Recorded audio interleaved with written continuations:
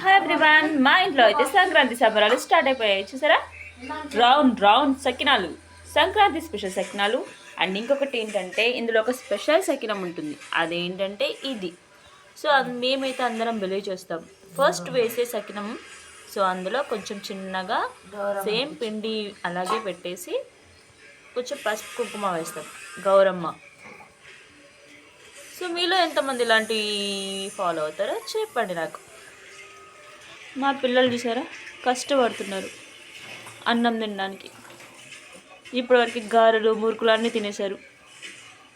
ఇంకా మా కష్టాలు చూసారా, అరిసెలు. సో పొయ్యి పైన మంట పెట్టుకుంటూ అరిసెలు చేస్తున్నాం. మా చెల్లైతే ఫుల్ టయర్డ్. అవునవును, ఇది చాలా పెద్ద కష్టం అమ్మ, బ్యాక్ పెయిన్ వస్తుంది. బట్ ఏంటంటే ఇయర్లీ వన్స్ అప్పుడప్పుడు చేసుకోవాలి కదా ఇలాంటివన్నీ. అవే కదా స్వీట్ మెమరీస్. మేమైతే చిన్న ఉన్నప్పుడు నైట్ 2-3 వరకు వెయిట్ చేసేవాళ్ళం అయ్యేవి.